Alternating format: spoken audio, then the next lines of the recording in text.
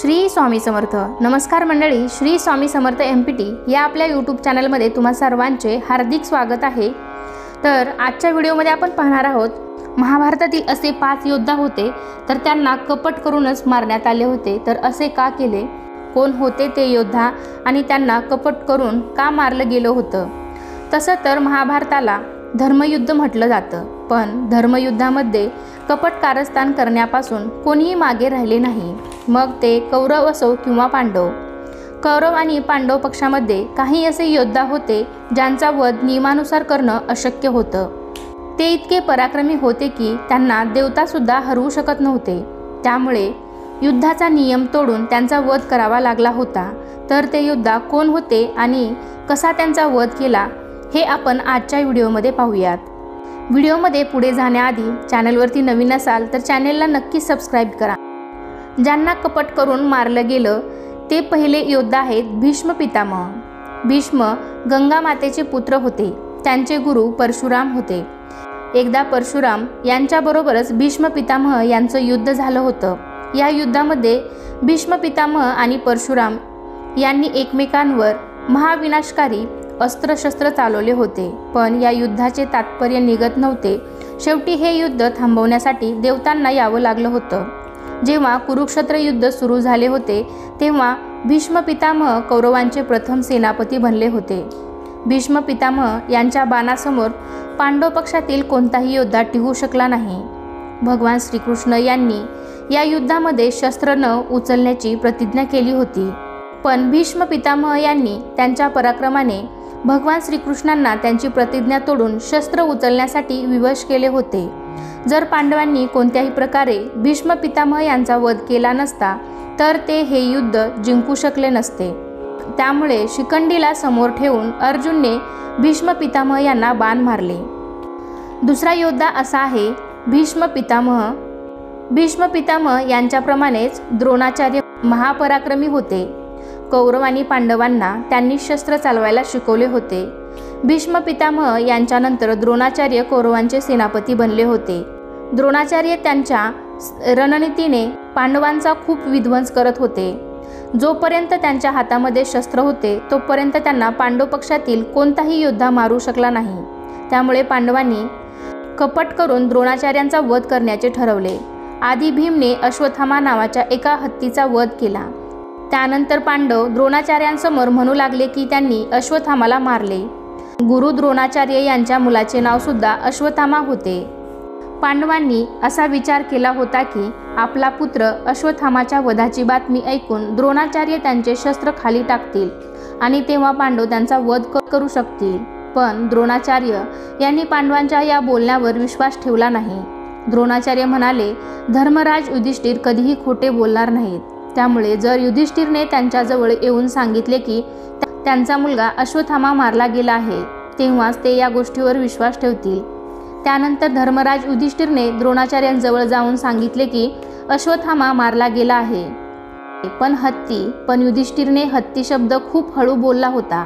त्यामुळे द्रोणाचार्यांना हत्ती शब्द ऐकू गेला नाही आणि त्यांना असं वाटलं की त्यांचा पुत्र अश्वत्थामा मारला गेला आहे.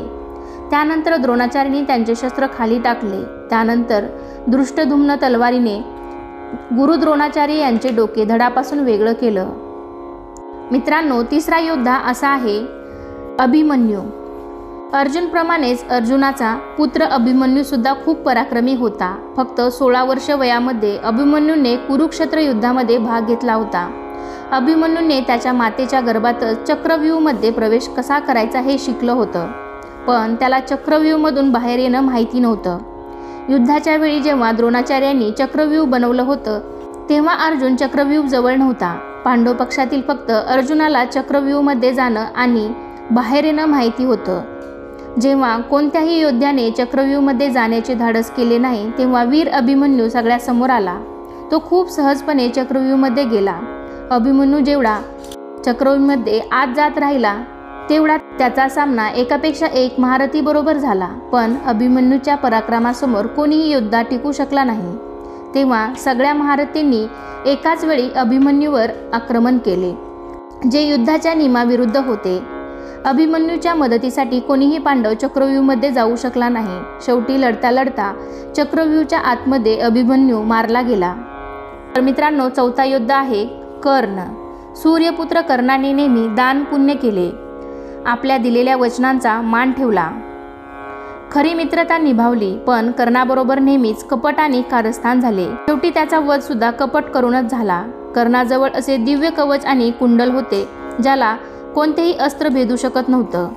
त्यामुळे युद्धापूर्वी देवराज इंद्रांनी कपट करून कर्णाचे कवच कुंडल घेतले होते। पण कवच कुंडल शिवाय सुद्धा कर्ण महाशक्तिशाली होता। अंतिम युद्धाच्या वेळी जेव्हा कर्ण आणि अर्जुन समोरासमोर आले तेव्हा दोघांमध्ये भयानक युद्ध सुरू झाले।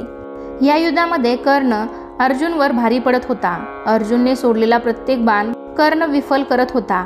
युद्धादरम्यान अर्जुनचे ब्रह्मास्त्र सुद्धा कर्णने साधारण बाणाने नष्ट केले होते। या युद्धाच्या वेळी कर्णाने त्याच्या बाणाने अर्जुनला मारलेच असते जर भगवान श्रीकृष्ण यांनी अर्जुनची रक्षा केली नसती तर। भगवान श्रीकृष्ण यांना सुद्धा माहीत होते की जोपर्यंत कर्णाच्या हातामध्ये शस्त्र आहे तोपर्यंत कर्णाला हरवू शकत नाही। त्यामुळे जेव्हा कर्णाच्या रथाचे चाक जमिनीमध्ये फसले होते तेव्हा कर्ण रथाचे चाक काढण्यासाठी खाली उतरला होता, तेव्हा त्याच्या हातामध्ये त्याचा विजय धनुष्य नव्हता। तेव्हा भगवान श्रीकृष्णांनी अर्जुनला कर्णाचा वध करण्याचा आदेश दिला। त्यावेळी कर्णाच्या हातामध्ये शस्त्र नव्हते। त्यावेळी निशस्त्र कर्णावर अर्जुनने बाण चालवून त्याचा वध केला। तर पाचवा आणि शेवटचा योद्धा आहे भूरिश्रवाला।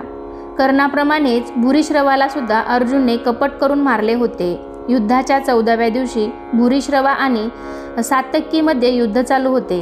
युद्धाच्या वेळी भूरिश्रवाने सात्यकीच्या रथाला तोडले होते आणि सात्यकीला जमिनीवर आपटले होते। त्यानंतर भूरिश्रवा तलवार काढून सात्यकीला मारणारच होता, त्यावेळी अर्जुनने मागून बाण मारून भूरिश्रवाचा वध केला होता।